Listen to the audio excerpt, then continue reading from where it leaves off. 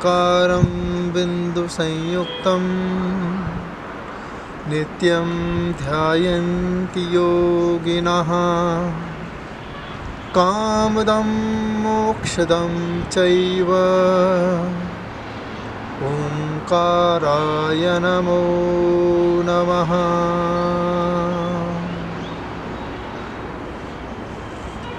मंत्र शक्ति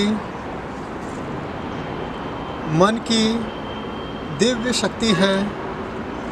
मंत्रों के प्रभाव से ही संसार में आने वाला बेटा हिंदू हो जाता है, मुस्लिम हो जाता है, सिख हो जाता है, ईसाई हो जाता है और जैन हो जाता है।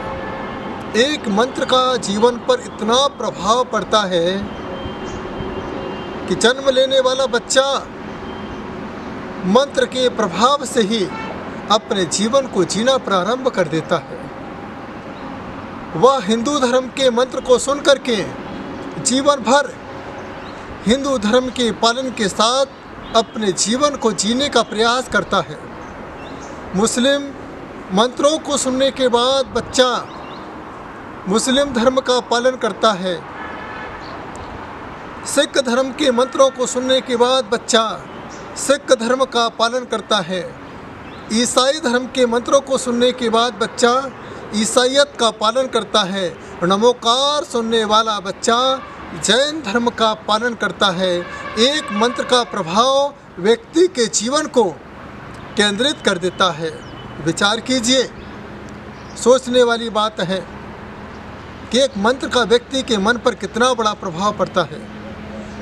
आज वर्तमान के स्थित परिप्रेक्ष्य में जब कभी पाषाण की मूर्तियों पर संतों के मुखारविंद से सूर्य मंत्र सुना दिए जाते हैं तो वह पाषाण भी मंत्रित होकर के परमात्मा हो जाता है। पंचम काल है।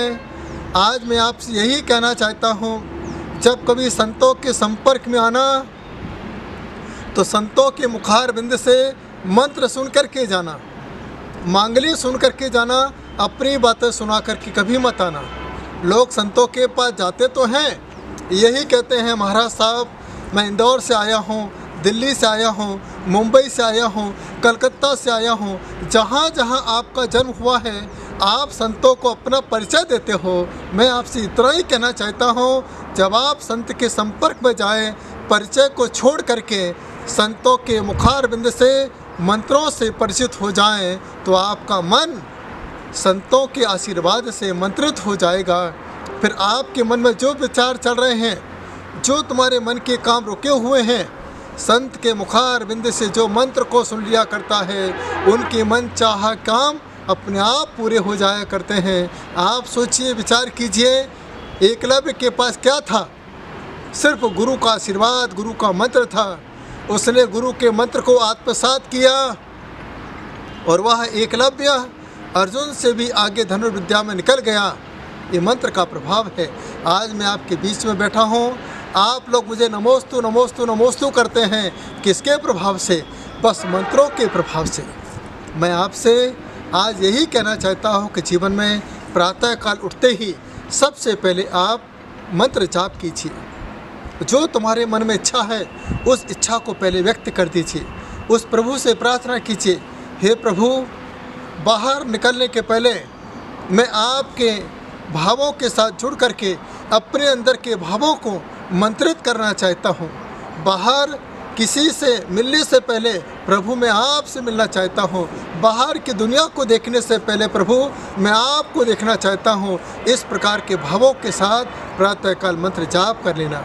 देखिए, सूरज की पहली किरण जब निकलती है तो कमल अपने आप खिल जाते हैं।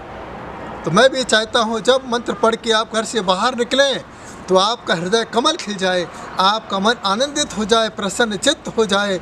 जो भी ग्राहक तुम्हारे द्वार पर आके खड़ा हो, दुकान के सामने आके खड़ा हो, वह आपको देख के आनंदित हो जाए, प्रसन्न चित्त हो जाए। जैसे हम किसी प्रतिमा को देख के आनंदित हो जाते हैं, प्रसन्न चित्त हो जाते हैं, उसी प्रकार से सामने वाला ग्राहक आपकी प्रतिभा को देख के, आपके मंत्रोच्चारण के भावों को देख करके आनंदित और प्रसन्न चित्त हो जाए। इससे जब कभी घर से बाहर निकलना, ये कोई संत यदि आपके मंदिर में हैं, उनके मुखारविंद से मंत्र सुन कर के बाहर जाना। तीर्थ स्थान पर जब जाओ तो कोई संत वहाँ पर है, उनके मुखारविंद से मंत्र सुन लेना, आपकी यात्रा पूरी हो जाएगी। और रास्ते में कोई संत दिख जाए, वाहन को रोक करके वहाँ संत के मुखारविंद से मंत्र सुन लेना, आपकी यात्रा निर्विघ्न संपन्न हो जाएगी। इस जीवन में मंत्र शक्ति इस युग की सबसे बड़ी शक्ति है। इस मंत्र शक्ति से आप अपने अंदर की अभिव्यक्ति को जागृत करके, अपने अंदर के भावों को जागृत करके परम पिता परमात्मा से साक्षात्कार करें। ओंकारं बिंदु संयुक्तम नित्यम ध्यायति योगिनः कामदं मोक्षदं चैव ओंकाराय